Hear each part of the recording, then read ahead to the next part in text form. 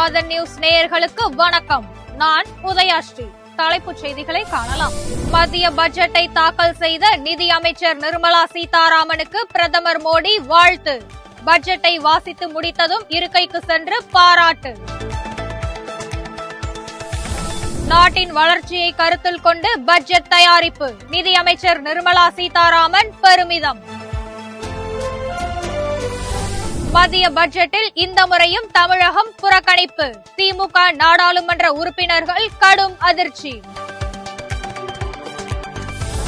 டெல்லி மற்றும் பீகார் சட்டமன்ற தேர்தலை கருத்தில் கொண்டு பட்ஜெட் தயாரிப்பு. எதிர்க்கட்சிகள் கடும் விமர்சனம். வரும் நிதியாண்டுக்கான பட்ஜெட் மிதமான வளர்ச்சிக்கானது. நாட்டின் உட்கட்டமைப்பை மேம்படுத்த முக்கியத்துவம் கொடுக்கப்பட்டிருக்கிறது என்றும் தென்னிந்திய தொழில் வர்த்தக சபை கருத்து. டங்ஸ்டன் கனிம சுரங்க திட்டம் ரத்து செய்யப்பட்டதற்கு அதிமுகவே காரணம். முன்னாள் அமைச்சர் செல்லூர் ராஜு பேட்டி. இனி தொடர்வது விரிவான செய்திகள். டெல்லி மற்றும் பீகார் மாநில சட்டமன்ற தேர்தலை கருத்தில் கொண்டே மத்திய பட்ஜெட் தாக்கல் செய்யப்பட்டுள்ளதாக திமுக எம்பி டி.ஆர். பாலு விமர்சனம் செய்துள்ளார். மத்திய அரசின் பட்ஜெட் குறித்து பேசிய திமுக மக்களவை குழு தலைவர் டி.ஆர். பாலு, பாஜக கூட்டணி கட்சியான ஐக்கிய ஜனதா தளம் கட்சி ஆட்சி செய்யும் பீகார் அரசுக்கு பட்ஜெட்டில் திட்டங்களை மத்திய அரசு வாரி வழங்கியுள்ளது என்று விமர்சித்தார். இதேபோல் டெல்லி தேர்தலை கருத்தில் கொண்டும் பட்ஜெட்டில் அறிவிப்புகள் வெளியிடப்பட்டுள்ளன என்று டி.ஆர். பாலு குற்றம் சாட்டினார். மத்திய பட்ஜெட்டை தாக்கல் செய்த நிதியமைச்சர் நிர்மலா சீதாராமனுக்கு பிரதமர் மோடி நாடாளுமன்றத்தில் வாழ்த்து தெரிவித்தார். பட்ஜெட் தாக்கல் செய்த பின்னர் பிரதமர் மோடி நிதியமைச்சர் நிர்மலா சீதாராமன் அமர்ந்திருந்த இருக்கைக்கு சென்று 8வது ஆண்டாக தொடர்ந்து அவர் பட்ஜெட் தாக்கல் செய்ததற்கும் தற்போதைய பாஜக அரசின் முதல் பட்ஜெட்டை தாக்கல் செய்ததற்கும் நன்றி என தெரிவித்தார். மேலும் எல்லோரும் தங்களை பாராட்டுகிறார்கள், பட்ஜெட் மிகவும் சிறப்பாக உள்ளது என்றும் மோடி நிர்மலா சீதாராமனிடம் தெரிவித்ததாக கூறப்படுகிறது. மத்திய பட்ஜெட்டை தாக்கல் செய்த நிதியமைச்சர் நிர்மலா சீதாராமனுக்கு பிரதமர் மோடி நாடாளுமன்றத்தில் வாழ்த்து தெரிவித்தார். மத்திய பட்ஜெட் தேசத்துக்கானது அல்ல, ஒரு சாராருக்கானது என தமிழக காங்கிரஸ் கமிட்டி தலைவர் செல்வ பெருந்தகை விமர்சித்துள்ளார். இதுகுறித்து அவர் வெளியிட்டுள்ள பதிவில், நாட்டில் 20 கோடிக்கு மேல் வறுமையில் உள்ள மக்களுக்கான எந்த திட்டமும் பட்ஜெட்டில் இல்லை என்று குறை கூறினார். இந்த பட்ஜெட் காணல் நீரை போன்றது என்றும், தண்ணீர் இருக்கிறது என்று நினைத்து போனால் ஏமாந்து போய்விடுவார்கள் என்றும் அவர் விமர்சித்துள்ளார். பாஜக அல்லாத கட்சிகள் ஆளும் மாநிலங்களில் நிதி எதுவும் கொடுக்காமல் மத்திய அரசு ஏமாற்றி வருவதாகவும், ஓரிரு மாநிலங்களுக்காக நிதிநிலை அறிக்கையை நிர்மலா சீதாராமன் தாக்கல் செய்துள்ளார் என்றும் செல்வ பெருந்தகை குற்றம் சாட்டியுள்ளார். மத்திய பட்ஜெட் உரையில் தமிழ்நாடு என்ற வார்த்தையை கூட நிதியமைச்சர் நிர்மலா சீதாராமன் உச்சரிக்கவில்லை என்று திமுக எம்பி தயாநிதி மாறன் விமர்சித்துள்ளார். நாடாளுமன்ற வளாகத்தில் செய்தியாளர்களிடம் பேசிய அவர், மத்திய பட்ஜெட் ஏமாற்றம் அளிக்கும் பட்ஜெட்டாக அமைந்துள்ளது என்று குறிப்பிட்டார். வரும் 5ஆம் தேதி நடைபெறவுள்ள டெல்லி சட்டப்பேரவை தேர்தலை குறிவைத்து தேர்தலுக்காக திட்டமிட்டே பட்ஜெட் தாக்கல் செய்யப்பட்டுள்ளதாக அவர் குறை கூறினார்.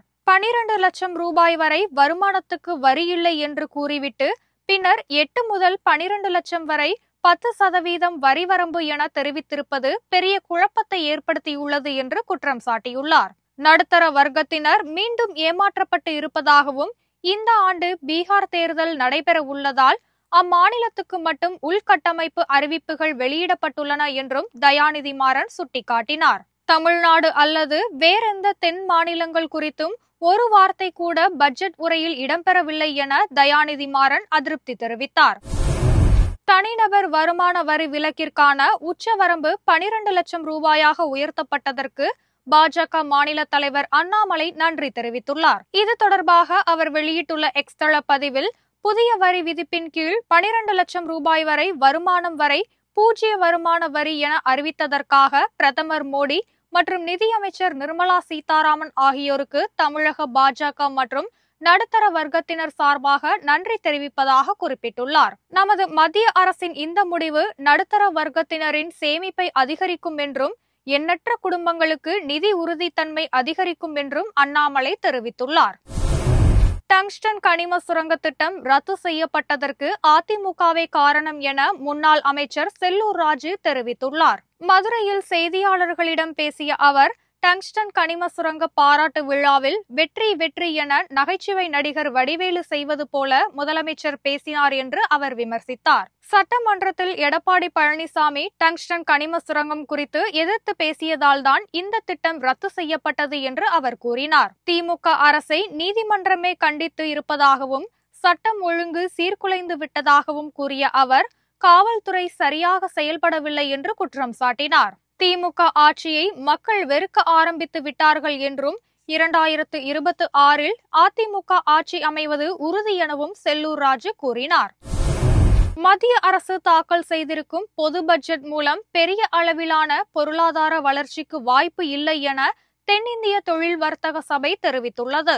இதுகுறித்து சென்னையில் செய்தியாளர்களுக்கு பேட்டி அளித்த அந்த அமைப்பின் நிர்வாகிகள், இந்த பட்ஜெட்டில் பீகார் மாநிலத்தின் பெயரை தவிர எந்த மாநிலத்தின் பெயரும் இடம்பெறவில்லை என்பதை சுட்டிக்காட்டினார். 12 லட்சம் ரூபாய் வரை வருமான வரி விலக்கு அறிவிக்கப்பட்டு இருப்பதால் அரசுக்கு ஆண்டுக்கு 1 லட்சம் கோடி ரூபாய் வரை இழப்பு ஏற்படும் என்று தெரிவித்தார். இது மிதமான வளர்ச்சிக்கான பட்ஜெட் என்றும் குறிப்பிட்டனர். நாட்டின் உட்கட்டமைப்பை மேம்படுத்துவதற்கு பட்ஜெட்டில் முக்கியத்துவம் அளிக்கப்பட்டு இருப்பதாகவும் கூறினார்கள். யுஜிசியின் புதிய விதிமுறைகளை மத்திய அரசு திரும்பப் பெற வலியுறுத்தி மயிலாடுதுறை அருகே மாணவர்கள் கடந்த 4 நாட்களாக தொடர்ந்து போராட்டத்தில் ஈடுபட்டுள்ளனர். தமிழக உயர்கல்வித்துறை அமைச்சர் கோவி செழியன் மாணவர்களை சந்தித்து அவர்களின் கோரிக்கைக்கு ஆதரவு தெரிவித்தார். அப்போது பேசிய அவர், யுஜிசியின் புதிய விதிமுறைகள் கல்வி முறையை மாற்றி கல்வி கட்டமைப்பையே சிதைத்துவிடும் என்று அதிருப்தி தெரிவித்தார். கல்வி தொடர்பான முடிவுகளில் மாநிலங்களின் உரிமைகள் பாதுகாக்கப்பட வேண்டும் என்றும் மாநில கல்விக் கொள்கையில் மத்திய அரசு தலையிடக்கூடாது என்றும் வலியுறுத்தினார். நாட்டின் முன்னாள் தலைமை தேர்தல் ஆணையர் நவீன் சாவ்லா மரணமடைந்தார். அவருக்கு 79 வயது ஆகிறது. டெல்லியில் உள்ள அப்போலோ மருத்துவமனையில் அனுமதிக்கப்பட்டிருந்த அவர் சிகிச்சை பலனின்றி உயிரிழந்தார். இந்த தகவலை மற்றொரு முன்னாள் தலைமை தேர்தல் ஆணையரான எஸ்.ஓய். குரேஷி தனது எக்ஸ் தள பதிவில் வெளியிட்டுள்ளார். 2005 முதல் 2009 ஆண்டு வரை ஆணையராக பணியாற்றிய நவீன் சாவ்லா 2009 ஆண்டு தலைமை தேர்தல் ஆணையராக நியமிக்கப்பட்டார். நாட்டின் தேர்தல் செயல்முறையை மேற்பார்வையிடுவதில் அவர் முக்கிய பங்காற்றியுள்ளார். மத்திய பட்ஜெட்டில் விவசாயிகளுக்கான அறிவிப்புகள் எதுவும் இடம்பெறவில்லை என சிரோன்மணி அகாலிதள் மற்றும் எம்பி ஹர்ஸ்மித் கவுர் பாதல் குற்றம் சாட்டியுள்ளார். நாடாளுமன்ற வளாகத்தில் செய்தியாளர்களுடன் பேசிய அவர், சட்டப்பேரவை தேர்தல் நடக்கவிருக்கும் டெல்லி, பீகார் மாநிலங்களின் பெயர்கள் மட்டும் பட்ஜெட்டில் இடம்பெற்றதாக குற்றம் சாட்டினார். குறைந்தபட்ச ஆதரவு விலைக்கு சட்டப்பூர்வ உத்தரவாதம் வேண்டி விவசாயிகள் கடந்த 4 ஆண்டுகளாக போராட்டத்தில் ஈடுபட்டுள்ள நிலையில் பஞ்சாப் பற்றி பட்ஜெட்டில் எதுவும் குறிப்பிடப்படவில்லை என்று அவர் விமர்சித்துள்ளார். மத்திய விவசாயிகளுக்கு எதிரான பட்ஜெட் என்றும் தங்கள் உரிமைகளுக்காக போராடும் விவசாயிகளின் குரலுக்கு செவிசாய்க்கவில்லை என்பது வருத்தம் அளிக்கிறது என்று ஹர்ஸ்மித் கவுர் பாதல் தெரிவித்துள்ளார். இத்துடன் இந்த செய்தி அறிக்கைகள் நிறைவடைகின்றன. செய்திகளை உடனுக்குடன் தெரிந்து கொள்ள இணைந்திருங்கள் ஆதனுடன்.